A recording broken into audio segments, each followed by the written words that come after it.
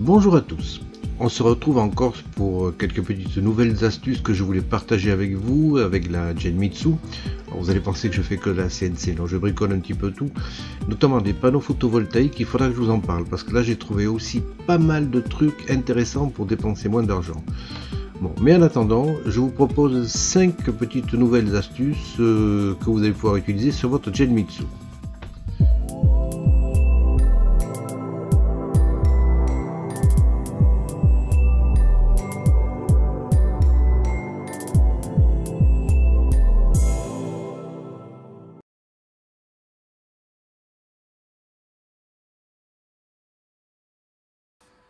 La Spimatic, c'est ce boîtier qu'on va pouvoir fixer avec 3 emplacements disponibles. Je vous l'ai déjà présenté, c'est un petit boîtier fait avec une double prise et qui permet donc d'automatiser complètement l'aspiration lors d'un travail de fraisage. On va le fixer avec 2 vis et pour le fixer sur mon établi, je vous propose ce petit accessoire qui permet également de coincer une prise sur sa partie inférieure. J'ai mis là maintenant des inserts métalliques pour visser les vis. Avant je faisais des petites encoches pour mettre des écrous, mais je trouve que c'est quand même beaucoup plus pratique et rapide à concevoir et ensuite à mettre en place. Il suffira donc de visser 2 vis sur ce support pour qu'il tienne fermement. Voilà, c'est tout ce qu'il y a à faire. On va maintenant remettre le cache en caoutchouc et le couvercle. On n'y retournera pas. Voilà, votre boîtier est terminé. Alors encore un dernier petit détail sur la partie postérieure. On va fixer une plaque adhésive magnétique. Ça permet ainsi de le fixer sur des pieds métalliques d'établi sans abîmer ceux-ci. Il s'encastre parfaitement et la plaque magnétique le tient bien en place. Le petit support de prise que vous avez dessous vous permet de fixer la prise de micro-lubrification. Vous ne la chercherez pas partout sur votre établi et quand vous faites des métaux, vous pourrez ainsi l'utiliser facilement. L'interrupteur est également très facilement accessible. Il ne vous reste plus qu'à brancher l'aspirateur. Voilà, vous êtes prêt à démarrer. Content de voir que vous avez aussi de la créativité. Ici, je vous soumets une idée soumise par Johan Prum, qui a eu une idée très sympa. La Spimatic a un gros inconvénient, c'est qu'il est nécessaire de le connecter sur le port coulant d'une black box. Alors si on n'a pas de black box, on ne peut pas bénéficier facilement du système. Mais si vous avez installé une broche rapide avec le VFD de la série A2, il y a un relais interne sur ce boîtier. Ce sont ces 3 cosses avec un point commun, un point normalement ouvert et un point normalement fermé. Ce relais est en fait un simple interrupteur, mais il est programmable. Si on regarde la documentation, on a plusieurs possibilités pour l'activer et on va s'intéresser au numéro 6 qui permet de le lancer lorsque la fréquence du moteur est atteinte. La broche est initialement connectée sur la terre 10 volts et forward. Ça, c'est directement depuis la black box, mais on a également vu la connexion depuis le contrôleur d'origine. Il va falloir brancher maintenant cette prise qui était au coulant sur la black box sur le VFD. On n'a que 2 fils à mettre, on devrait s'en sortir. On va commencer par alimenter le relais. On va prendre un 12 volts out sur le bornier. Le relais de la Spimatic étant alimenté par un courant au moins de 4 volts, le 12 volts ne posera donc aucun problème. Et vous allez connecter ce fil ensuite sur le port commun du relais. Votre relais est désormais alimenté en 12 volts et lorsqu'il se mettra en marche, c'est ce courant qui circulera dans les fils. Voilà, ça c'est le plus facile à mettre. Alors, je suis obligé de débrancher la terre du bornier parce que les prises que l'on peut enficher dedans sont très fines. Et là, il va falloir mettre plusieurs fils, donc je vais être obligé de passer par un câble externe sur lequel j'aurai branché un wagot.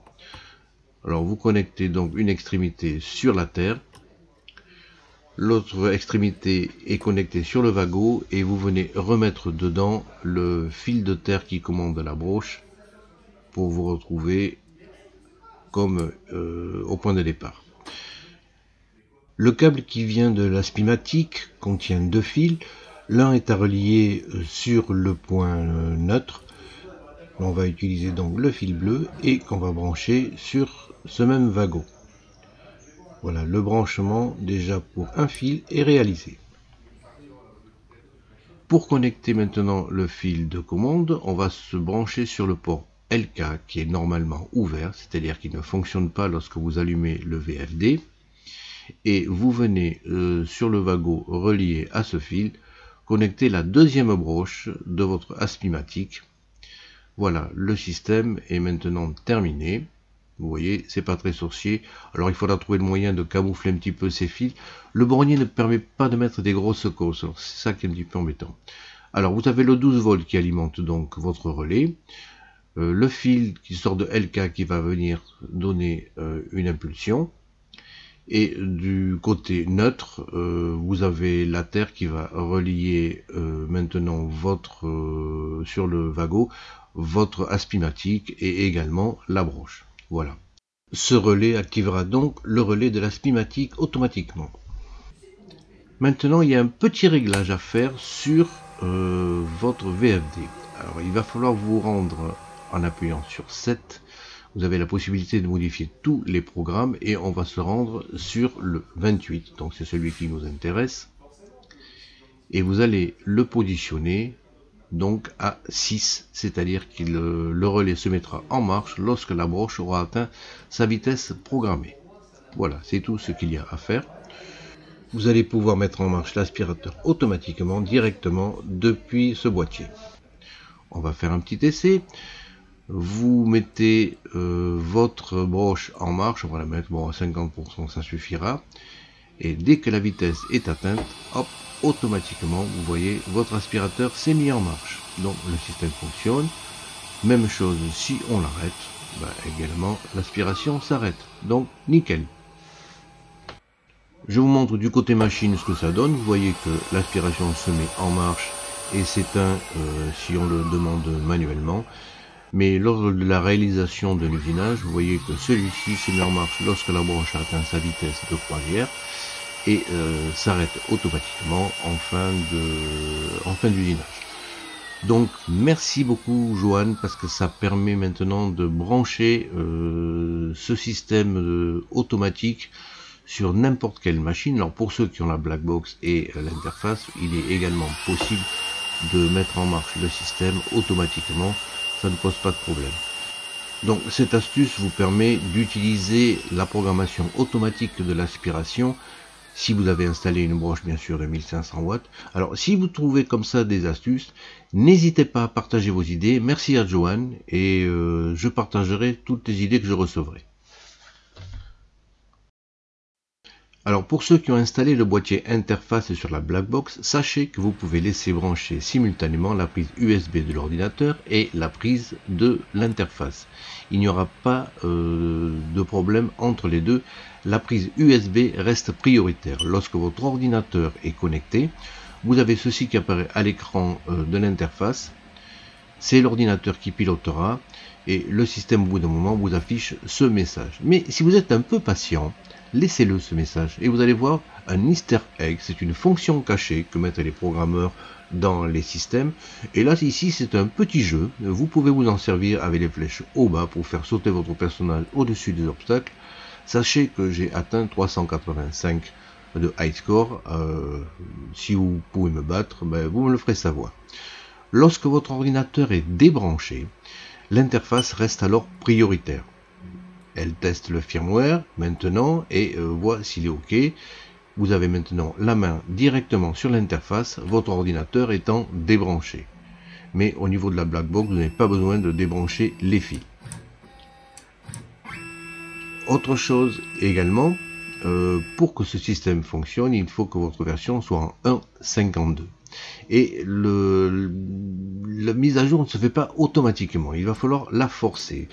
Votre interface est souvent livrée en 1.51, vous mettez une clé USB et vous allez à cette adresse pour récupérer le firmware, ici 1.52. Vous allez choisir le firmware de l'interface, vous faites afficher tous les fichiers en faisant Go to File et vous choisissez ce fichier-ci qui vous permettra de le mettre en version 1.52.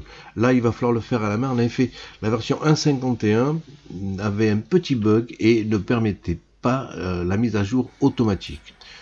Vous récupérez votre clé USB, la connectez sur la black box. Il vous suffit ensuite de lancer le système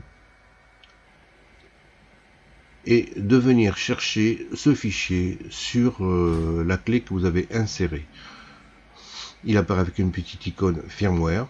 Vous cliquez sur OK et la mise à jour se fait automatiquement sans aucune autre manipulation. Alors ça prend un petit peu de temps, il faut plusieurs minutes. Bon là ici j'accélère un petit peu. Et une fois que vous avez fait ceci, l'interface va se relancer. Vous voyez apparaître 1.52 en bas, c'est bon. À partir de la version 1.52, les mises à jour se font automatiquement comme vous pouvez le voir sur l'écran. Le firmware est up to date. Voilà, je voulais partager ça avec vous également. Alors je vous présente aussi le XYZ Probe Plus d'OpenBuilds qui m'a gentiment été envoyé par Konucon pour faire la démonstration et un test. C'est une sonde magnétique reliée avec 4 fils. Le 4e fil étant branché sur une petite partie magnétique qui viendra se fixer sur le mandrin de votre fraise. Alors la sonde initiale que je vous avais présentée au début n'existe plus maintenant, c'est un peu dommage, et c'est un système identique. Au dos de celle-ci, vous avez un système électronique avec des petites LED qui vous permettront de savoir lorsque le contact a été réalisé, et c'est du plus bel effet. Puis comme on approche de Noël, ça fait des petites lumières. On positionne la sonde magnétique sur le mandrin, veillez à ce que le fil ne fasse pas bouger la sonde, donc tirez-le pour qu'il ait un petit peu de marge. Lorsque vous utilisez cette sonde, il faut la définir dans OpenBuilds, mais vous voyez que maintenant vous n'avez plus le diamètre de votre fraise qui est demandé. En effet, le système va le réaliser intégralement. On réalise le XYZ Probe depuis l'ordinateur, il fait le Z, le X et le Y, et à chaque fois il y a une petite lumière qui vous dit que le contact c'est bien réalisé. Alors c'est propre. Là j'ai inséré la fraise à l'envers pour être sûr que le diamètre soit parfaitement constant. Une fois qu'il a fait ceci, il fait un petit manège à l'intérieur du trou pour déterminer très exactement le diamètre de votre fraise. Alors à noter que cette fonction n'est autorisée que avec l'ordinateur. Si vous utilisez cette sonde avec l'interface, vous n'aurez que le XYZ Probe qui se fera. En effet, sur l'interface, on vous demande le diamètre auparavant de votre fraise.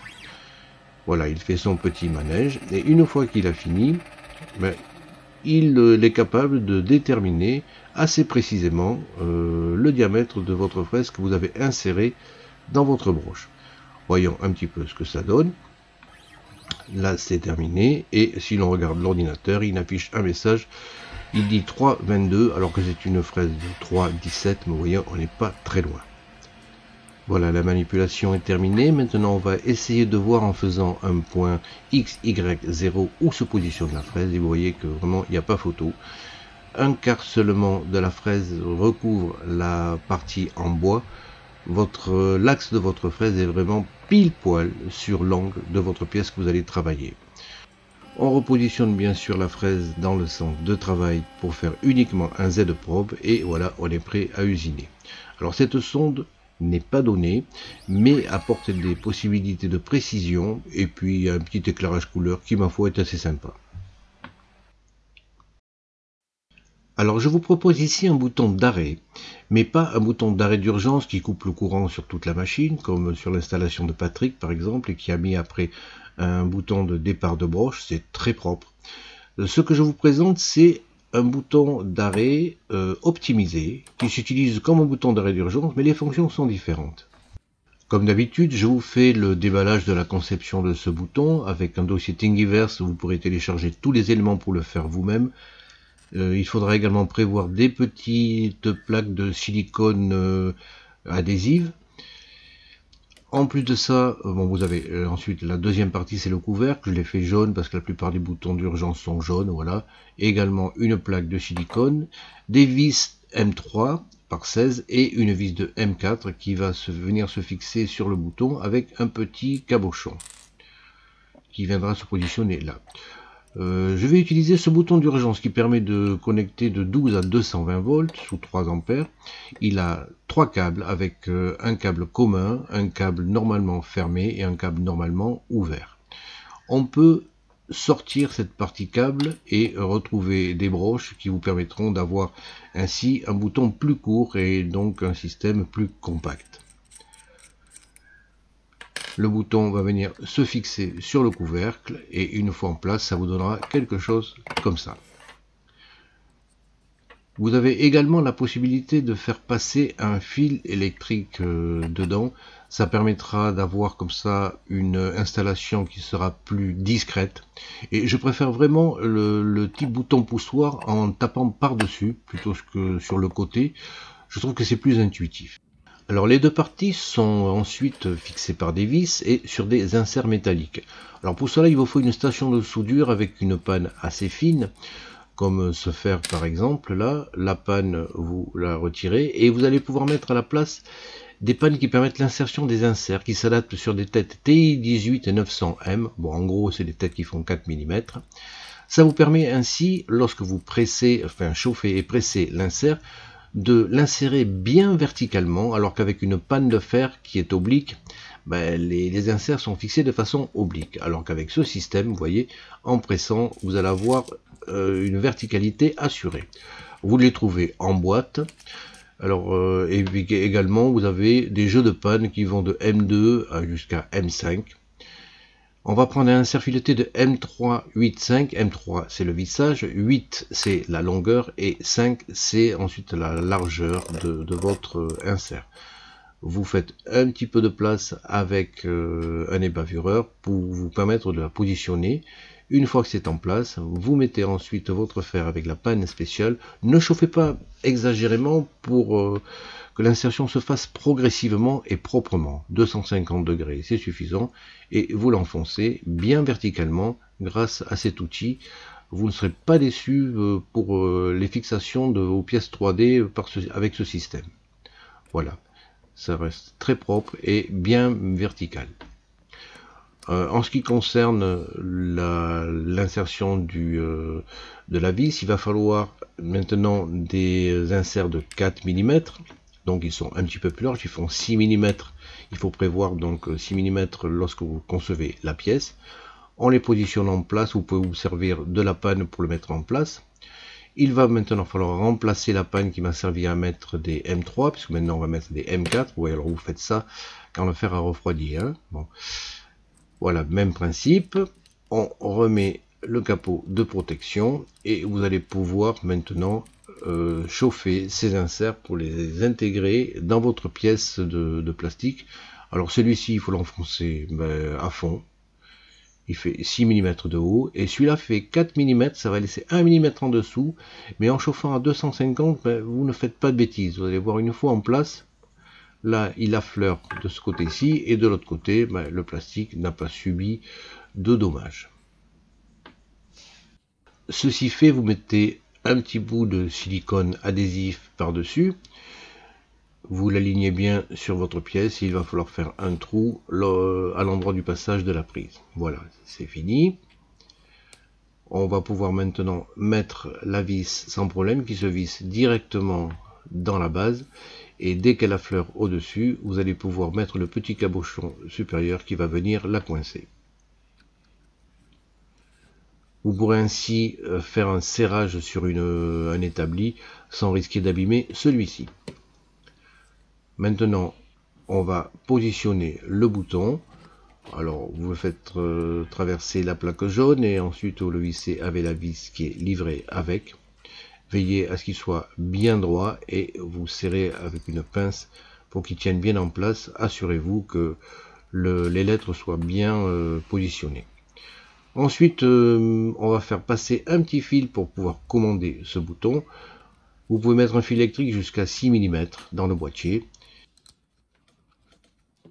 Et en utilisant une pince à sertir, on va finaliser ce câble. On aura ainsi deux cosses qu'on pourra enficher directement sur le bouton. On va retirer la partie bleue. On va utilisez le câble vert et jaune, c'est-à-dire le commun et le normalement ouvert, et il ne reste plus qu'à en ficher ces cosses à leur place. Il ne vous reste plus qu'à mettre les deux parties en place. On va visser ça avec des vis M3 et vous aurez quand même un bouton qui aura un look pas trop dégueu et qui surtout sera très utile. Nous allons voir ça en détail, tout ce que ça peut faire. L'intérêt de ça, c'est que vous pouvez le fixer sur l'établi, le positionner librement où vous voulez, et puis surtout c'est un bouton coup de poing en tape, c'est beaucoup plus intuitif qu'un bouton sur lequel il faut taper latéralement. Là il est bien fixé, vous faites glisser le fil et ensuite il sera branché sur le port d'or au niveau de la black box. Autre intérêt également, ce bouton est entièrement métallique et je pense que dans le temps il résistera à mes assauts. Alors pour rappel, le bouton pause et resume sur OpenBuild ou GRBL fait un truc qui me plaît pas. Pause, la tête s'arrête mais ça continue à tourner et voilà, lorsqu'on fait resume, à ce moment-là, la tête qui tourne toujours continue d'avancer. Mais ce système ne me plaît pas et c'est pour ça qu'on a fait ce bouton. Bon, il va falloir maintenant le programmer. Alors, si vous travaillez sous OpenBuild, assurez-vous que vous disposez de la version 1.0.3.3.6. Normalement, elle s'installe automatiquement, mais sinon, vous pouvez être amené à la télécharger et à la réinstaller. Ceci fait, vous allez dans Wizard et vous allez choisir l'option Firmware Flashing Tool. On choisit ensuite dans cet onglet le Custom Firmware et là, vous allez installer un firmware que l'on va télécharger. Je vous donne les liens de téléchargement. C'est GRBL with Door and Z Parking Motion. C'est un fichier HEX qui va être directement exploitable par le programme d'installation de ce firmware. Il vous suffit d'appuyer sur Flash pour l'installer sur votre black box. Alors là, je vous montre où est-ce que vous pouvez trouver ce firmware. C'est une discussion du forum OpenBuild. Et Peter, qui est l'un des responsables, fournit le firmware que vous pouvez télécharger. Il vous suffit d'appuyer dessus pour le télécharger, le mettre sur votre ordinateur et l'installer. Alors ce firmware est en fait un GRBL modifié mais qui est exploitable sur la black box. Bon, on a le démarrage des axes, de la broche et de l'aspiration automatique. Ça, on a vu dans d'autres vidéos comment il fallait faire tout ceci. Je vais le laisser avancer un petit peu et on va faire donc l'arrêt optimisé en utilisant le bouton qu'on vient de créer. On appuie dessus, qu'est-ce qui se passe? Arrêt des axes, de la broche, de l'aspiration et la tête vient se positionner en position de sécurité. Vous êtes alors tout à fait à même de régler le problème et de continuer votre travail. Sur l'écran, vous regardez la partie basse et vous voyez que Door Open Paused. Donc ça considère qu'une porte en fait a été ouverte. Vous remarquez qu'également il n'est pas possible de continuer le fraisage. Vous débloquez le bouton d'urgence. À ce moment-là, le message ici change et vous avez prêt à redémarrer. Les boutons maintenant sont sélectionnables. Il vous est possible de continuer, une fois que vous avez corrigé le problème, votre fraisage ou bien de l'arrêter définitivement. Alors la reprise après l'urgence, on a un déplacement de la tête, rotation de la broche, aspiration, le descente du Z à l'usinage et la reprise de l'usinage. Je trouvais que ce système était quand même beaucoup plus pratique. Ça vous permet de resserrer éventuellement une bride qui s'est desserrée, de mettre la tête d'aspiration parce que vous l'avez oublié. Je trouvais que c'était beaucoup plus pratique. Alors, je vais vous le montrer maintenant, mais sans la tête d'aspiration, pour que vous voyez bien les mouvements de la broche. Lorsqu'on redémarre,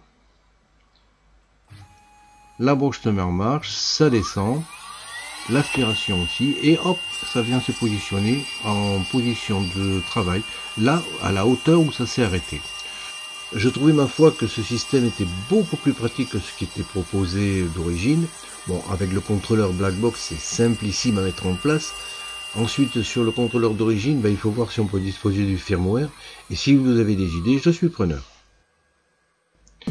Voilà, on a fait un petit peu le tour de toutes les modifications que je voulais vous présenter. J'espère que ça vous intéresse. Et si vous-même vous avez des propositions à faire, n'hésitez pas, faites-le. Je les publierai sous votre nom et tout le monde en profitera. Ensuite, abonnez-vous à la chaîne, ça m'aide. Cliquez sur la petite cloche pour être au courant de toutes les nouvelles publications. J'ai en effet encore quelques idées en tête pour cette machine.